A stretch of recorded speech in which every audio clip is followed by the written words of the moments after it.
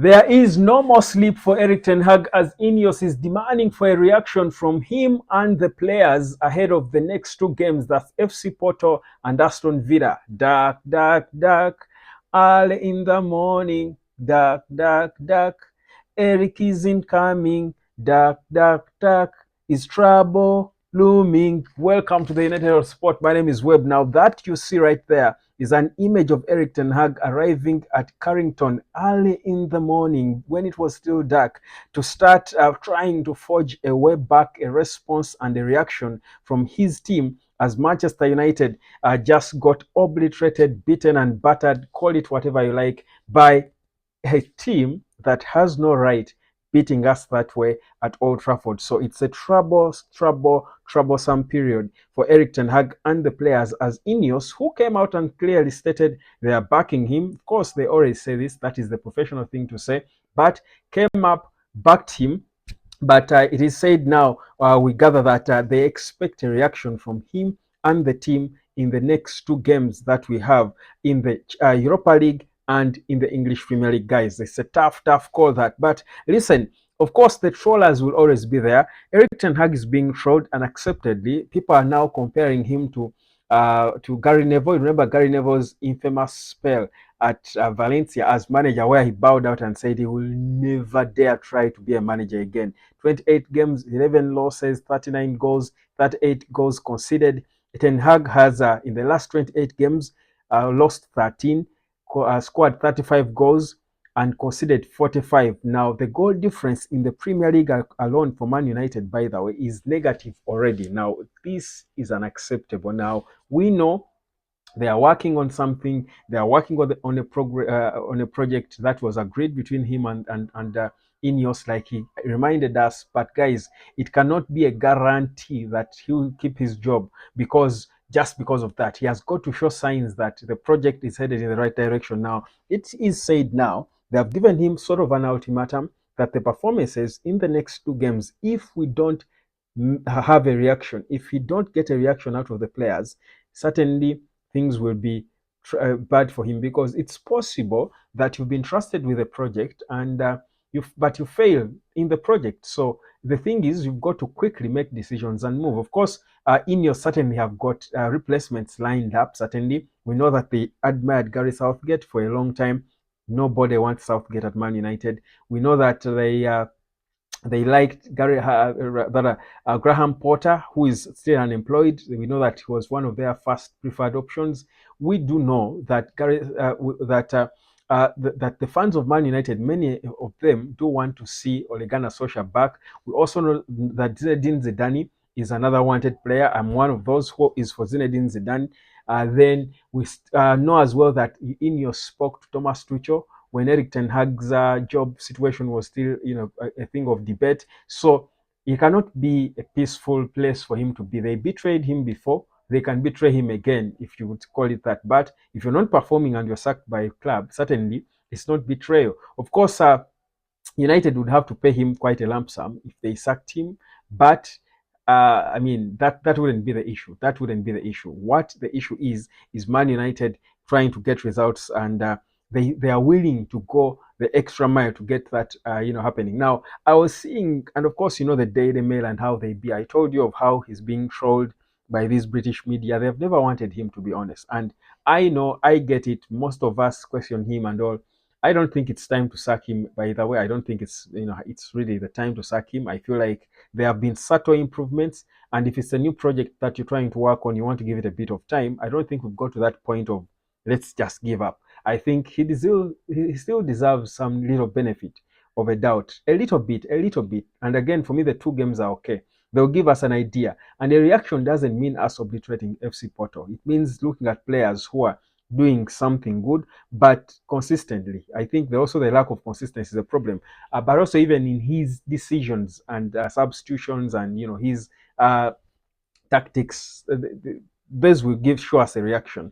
But the thing for me is, if you look at the whole situation with Man United now, and you look at how much money that has been spent to try and help Erik ten Hag. He has been given over 700 million euros to sign new players. I think it's difficult even for INEOS, for and the Glazers, who still have, of course, a say in everything that happens at the club. It's difficult for for them to just let go of someone they have trusted and brought typically players for him, because you look at all these signings and you're thinking these are typical Erik ten Hag signings. I think, yes, we know that Omar Berada and and Wilcox and Ashworth had a say in the transfers, but the players, I think Erik ten Hag had the biggest say. They listened to him, his justification, and perhaps also were forced to consent and and sign, especially the marquee players, not the young kids. I think Ashworth and his team could have had the bigger say in the young kids, but in terms of the senior players brought and added to the team, these are typical Erik ten Hag players. So you want to give him that time to fail. I don't think he has failed yet, just because we lost the way we did to Tottenham. But that said, it doesn't mean he's immune to the sack if we don't see a semblance of progress in how we play. So the sack talk is beginning to, of course, return and take center stage. I hate to see it, because you feel like at a time like this, when you're trying to work and rebuild something, you will need a certain level of togetherness, point in the same direction, because we had moved on from this place. And you would see, I think bits of it, of the comfort and calmness around the players. But the thing is, Erik ten Hag has made it difficult for him, and that's why it's so difficult for anyone to come out and back him consistently. I think some of us have backed him, then bashed him, then it's difficult to back him consistently. And for me, he will be blamed mostly for that, especially now that we seem to see sort of solutions to the so many problems we had back then. So it's a very difficult place for him to be honest. I wouldn't be happy about seeing someone losing their job. But the reality is, Erik ten Hag is in a tight situation. He's trapped in a difficult place. But I mean, he's a man of character. He's a person of character. The only comfort is that we've been here before, seeing coaches who come in and struggle. And Ten Hag has won titles, by the way. But we know that our greatest manager in Sir Alex Ferguson also struggled in his first 4 years. He had to take the backing of everyone at the top to help him, to see him change things around at United. The thing, though, is with Erik,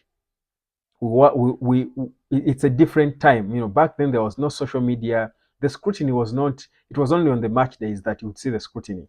Today, the scrutiny is loud. It's too loud. The social media is too loud, and it means that the voice of the supporters is so loud in your ears every day as a manager. And that's why Erik ten Hag could barely put his head down and sleep until morning. That's why he had to wake up early. Perhaps also try to avoid the media, who he certainly knew were going to camp there. You can imagine they still got his photo, in the dark when he was driving his Audi in. So it's a difficult place for him to be. You don't want to be there. We don't want Man United to be in that place. But unfortunately, that's where we are now. Question is, how does he then get the reaction that INEOS are demanding from him? For me, first of all, he's lucky. He should thank the referee, Chris, for the red card he gave Bruno, because that is going to certainly force him to make decisions he should have made without having to miss the services of his captain because of the red card. So I think for me, I want to see now how Man United play without Bruno Fernandes. How we want United will respond and deal without Bruno. What character we will show. I remember in the last season without Bruno, we were out of sorts, we were garbage. This time around, we are saying Bruno has been our weakest link for a few games, not because he's a bad player all of a sudden, but because probably he's tired, he has played too much football and stuff. So how then does Erik ten Hag set out his team without him? All these are the things that will determine the kind of reaction we see in the next games. And remember, the fixture pile is thick. Now, it's so easy to panic right now. Like the players panicked, even in his own admission, the players panicked after United conceded a quick goal against Tottenham Hotspur. And that's probably part of the reason why Bruno, considered a crazy red card that perhaps under normal circumstances could have easily avoided and stuff. So it's really a tight situation that Erik ten Hag finds himself in. But these challenges are what define you as a manager, your character. And I know Mikel Arteta was here. He was here before when he was working on rebuilding Arsenal. But you see, the thing with him was you are seeing progress, clear progress in the project. But with Man United, I don't think the progress is quite evident and clear.